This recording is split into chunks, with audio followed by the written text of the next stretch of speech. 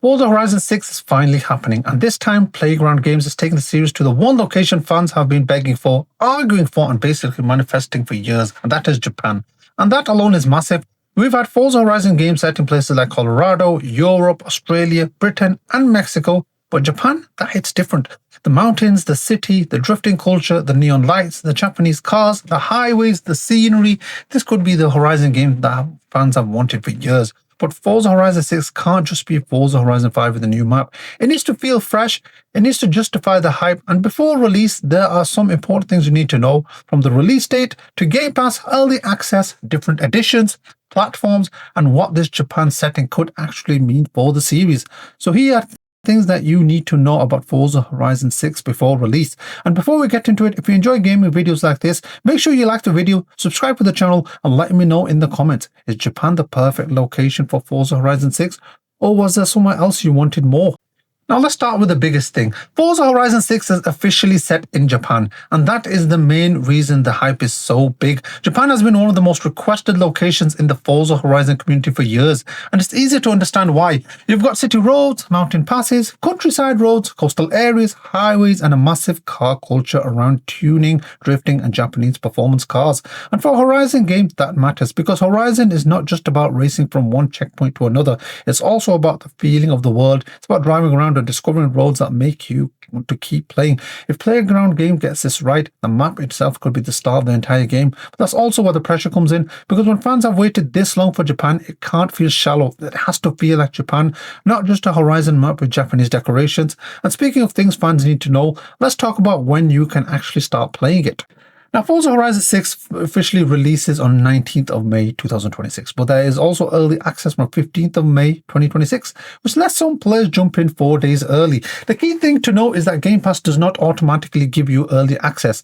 Game Pass Ultimate and PC Game Pass members get access to the full game from launch day, but if you want to play from 15th of May, you need the Premium Edition or the Premium Upgrade. So the simple way to put it is this: Game Pass gets you the game, Premium gets you in early. For me personally, because I'm already a Game Pass member, I'll probably buy the Premium upgrade so I can play it 4 days early, not just because I want early access, but because I'm interested in the DLC anyways. If I'm already planning to play the expansion later, then getting the upgrade makes sense for me. But what about you? Are you waiting for the normal release date, or are you buying the Premium upgrade and jumping in 4 days early? Let me know in the comments. Because early access is linked to the editions, we need to talk about what each version actually gives you. Now, before you buy Forza Horizon 6, you need to know there are different editions, and they do not all give you the same content. The Standard Edition gives you the full game from 19th of May. The Deluxe Edition gives you the full game, the Welcome Pack, the Car Pass, which adds extra cars after launch. But here's the part that could confuse people. The Deluxe Edition does not give you 4 days early access. Just because it's a high edition, it does not mean you can play early. Early access is only included with the Premium Edition or the Premium Upgrade. The Premium Edition includes the full game, 4 days early access from 15th of May, the Welcome Pack, Car Pass, VIP memberships, extra car packs, and 2 post-launch expansions. The Premium Upgrade is especially useful for Game Pass players. If you already get the base game through Game Pass, you can buy the Premium Upgrade instead of buying the full Premium Edition. That gives you the premium extras, including early access and the expansions. So basically, Standard version gets you the game, Deluxe gets you the game plus extra car content, Premium gets you early access, expansions, VIP, and extra packs also. Premium Upgrade is the add-on for Game Pass or Standard players who want the premium content.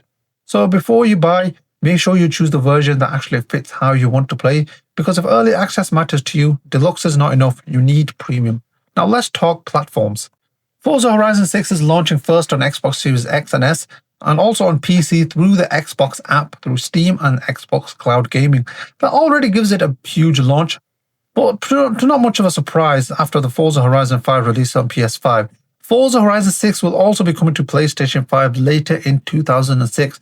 Now, the date has not been confirmed at the time of recording, so if you are watching this quite late or well after the release of Forza 6, it's worth checking the date if there is a date for the PS5 release. And Forza has always been one of Xbox's biggest racing franchises, so seeing it heading to PS5 later shows how much Xbox's strategy has changed. But if you're on PS5, the key thing is this: it's not launching there on 19th May, the PS5 version is coming later. So Xbox and PC players get first, the PlayStation players have to wait, but regardless of platform, the thing pulling most people is that it's still in the Japan settings.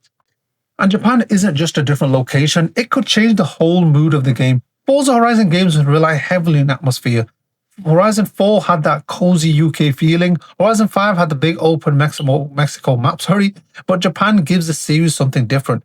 You can have city streets, narrow mountain roads, cherry blossom areas, highways, countryside, coastal routes, and hopefully some proper nighttime driving with lights, reflections, and that Tokyo style energy. That variety could make the game feel more alive. And with Forza Horizon, sometimes the best moments aren't even in the races. Sometimes it's just driving. No mission, no event, no pressure, just you, the car, the road, and the map. If Japan gives players those moments, Forza Horizon 6 could feel special before you even start talking about races. But of course, Horizon is also about the cars, and that is the main thing, of course.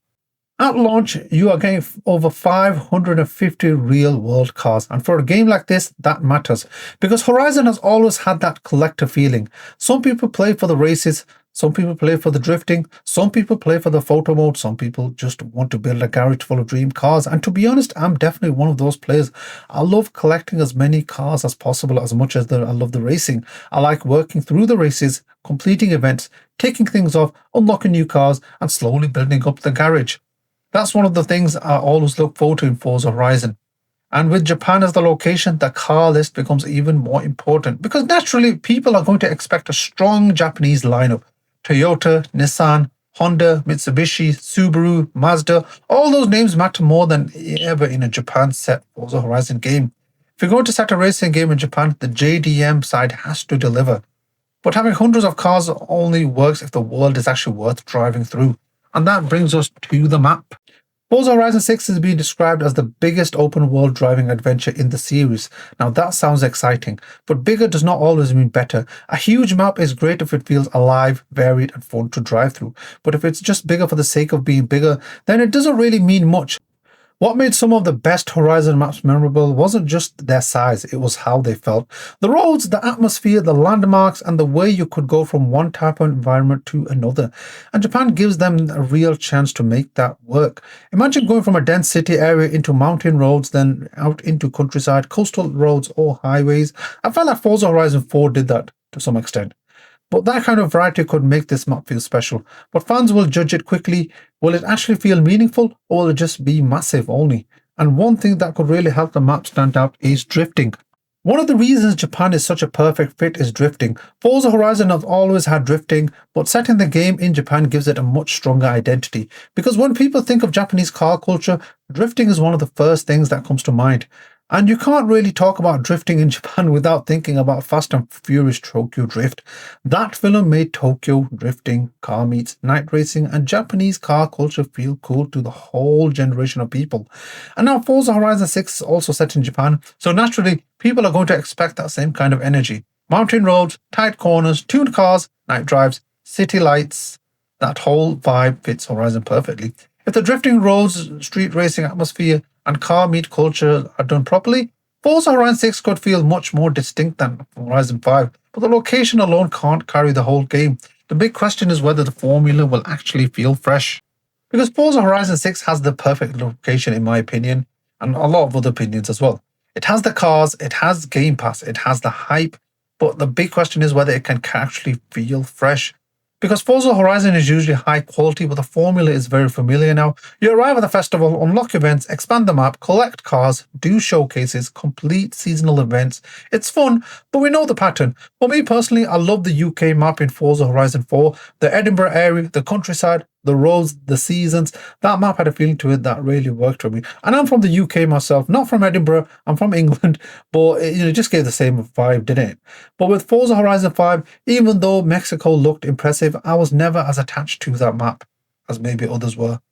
It just didn't hit me the same way like Horizon 4 did. So with Horizon 6, Japan always looks like it has the potential to bring that excitement back. I'm hoping it gives me that same feeling I had with Horizon 4, where I actually want to explore the map, not just fast travel between events, but the game itself still has to deliver. The progression needs to feel rewarding, the events need to feel memorable, and the festival needs to feel like more than just another checklist. Because if it doesn't, some players are going to say it looks amazing, but it feels like the last one.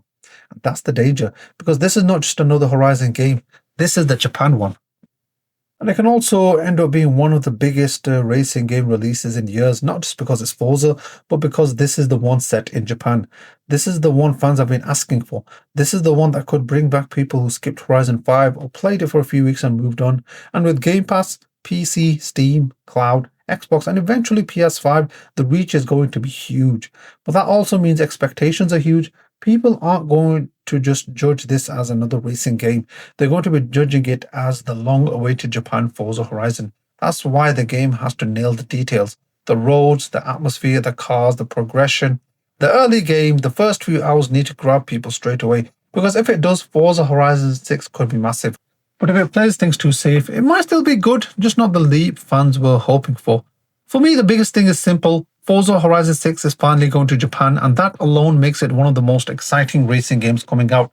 But now the pressure is on, because this can't just be another Horizon game with a new coat of paint. It needs to feel like the Japan Horizon game fans have imagined for years. The location is perfect, the car culture is there, the drifting potential is there, the hype is there.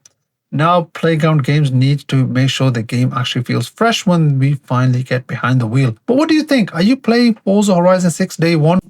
Or are you getting the premium upgrade or the premium edition to play early? Let me know in the comments. And if you enjoyed this video, make sure to like, subscribe, and share it with someone who's waiting for Forza Horizon 6, because Japan awaits and this might be the biggest Horizon yet.